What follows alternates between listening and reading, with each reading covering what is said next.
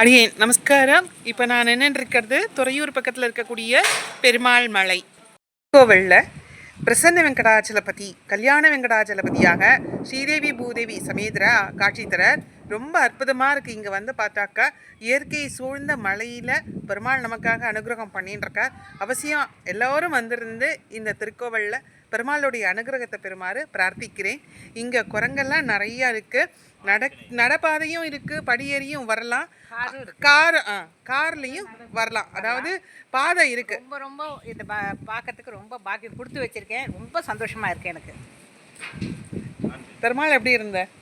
ரொம்ப என்ன இருந்தார், பார்க்கறதுக்கு ரொம்ப சந்தோஷமாக இருக்குது. இதை பார்ப்பேன் நான் கனவு கூட நினைக்கல. அப்படியே திருப்பதி பெருமாளே இங்கே வந்து காட்சி அளிக்கிறார். ரொம்ப என்ன சந்தோஷமாக இருக்குது. நான் கொடுத்து வச்சுருக்கேன், அவ்வளோதான். திருச்சி மாவட்டம் துறையூர்லேருந்து பெரம்பலூர் செல்லக்கூடிய சாலையில் சுமார் 3 கிலோமீட்டர் தொலைவில் இந்த பெருமாள் மலை இருக்குது. இந்த கோவிலில் கட்டினது இதோ பார்க்குறோமே இந்த கரிகால சோழன். இந்த கரிகால சோழன் கல்லணை கட்டியவர்கள். இந்த மரம் இலந்தை மரம். இந்த இலந்தை மரத்துக்கு கீழே கரிகால சோழனுக்கு முற்பட்ட ஒரு சோழன், அந்த சோழன் திருப்பதிக்கு போக முடியாத சூழ்நிலையில் பெருமாளுடைய திருக்கல்யாண கோலத்தை பார்க்கணுன்னு ஆசைப்பட்டு திருப்பதி ஏழுமலையானை பிரசன்ன வெங்கடாச்சலபதியை பிரார்த்தனை பண்ணுறார். பெருமாள் அவருடைய தவத்திற்கு இணங்கி இந்த இடத்துல வந்து தரிசனம் கொடுக்குறாராம். இந்த கோவிலில் பெருமாள் பிரசன்ன வெங்கடாச்சலபதி ஸ்ரீதேவி பூதேவியோட அற்புதமாக நமக்கு காட்சி தரார். கருப்பண்ணாரும் அங்கே இருக்கார். தாயார் தனி கோவில் இருக்கு. எல்லாமே ஒரே இடங்கள்ல இருக்கு. சிற்பங்கள் அற்புதமான சிற்பங்கள், தூண் சிற்பங்களுக்கு ரொம்ப அழகா இருக்கு. நரசிம்ம அவதாரமா இருக்கட்டும், இசை தூண்கள் இருக்கிறதா அங்க இருக்கு. சுவர் எழுப்பியிருக்காங்க, இரும்பு சுவர் போட்டிருக்காங்க. போகிற வழி எல்லாம் இந்த மாதிரி ரொம்ப அற்புதமா இயற்கையோட இருக்கு. இது கீழே இருக்கக்கூடிய வழி. இந்த கீழே போகிறோம் இல்லையா, மேலே மலை ஏற இடத்துல இந்த ஆஞ்சநேயர், பஞ்சமுக ஆஞ்சநேயர் இருக்கிறார். பூமி மட்டத்திலேருந்து 1000 அடி உயரத்தில் இருக்குது. படிக்கட்டு வழியாகவும் போகலாம், மலைப்பாதை வழியாகவும் போகலாம். திருமண கோலத்தில் காட்சி தர இந்த தலத்துக்கு எந்த குறையோடு வந்தாலும் பெருமாள் சேவித்தால் அனுகிரகம் புரிவார் அப்படின்னு ஐதீகம்.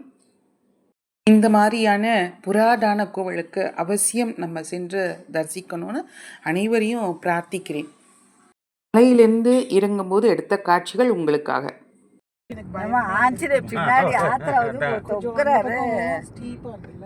நம்ம இங்க உட்காரும் போது அந்த சைடு தெரியறதுனால கொஞ்சம் பயமா இருக்கு. உங்களுக்கு திருப்பதி எல்லாம் சைடுல வால் மாதிரி கட்டியிருக்காங்க. இங்க வாலும் கிடையாது, மரமும் இல்ல. இவ்வளவு அளவுக்கு ரோடு போட்டு ட்ரை பண்ணி வரவங்களுக்குலாம் இன்னொரு வண்டி ஆப்போசிட்ல வந்துச்சுன்னா ஓட்ட தெரியும். மரமும் இல்ல பாருங்க, அத்தனை கம்மியா இருக்கு மரமெல்லாம். ஆனா ஒரே ஒரு இதுல என்ன ஹில்ஸ் மரம் நல்லது. அது வந்து ஒரு செவுரு மாதிரி மண்ணை அரிக்காம ரோட அரிக்காம நல்ல இதா இருக்கு. அவ்வளவுதான். அன்னைக்கு நான் நினைச்சேன் பெருமாள் உட்காந்துருக்கு பாருங்க. நீங்க ஆமா அப்படி ஸ்லோ போங்க. பாவமா இருக்கு. இதுக்கெல்லாம் யாராவது ஒரு நாள் வாழை தாரை கொண்டு ஒரு இடத்துல போடுவாங்களாமா மதியானம். அப்படியா? ஃபாரஸ்ட் டிபார்ட்மெண்ட்லயே இது பண்ணுவோம் அவளே. அதுக்காக தண்ணி ஊற்றி வச்சுட்டு சாப்பாடு வச்சுட்டு போவாங்க. ஆமாம், அதுக்காகத்தான் அவளே பிஸ்கட் எதுவும் கொடுக்காதீங்க, சுகர் கம்ப்ளைண்ட் வருது அப்படின்ட்டு. அதனால சாதமும் தயிர் சாதம் இது பண்ணிட்டு இருப்பாரு. அது வந்து ஒரு இதுக்காக பாட் மாதிரி அதில் எல்லாம் தீர்க்கும்.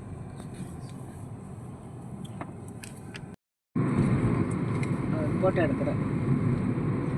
ஒரு தடவை வந்து பெருமாள் நல்லா சேவிச்சுட்டு போவோம்.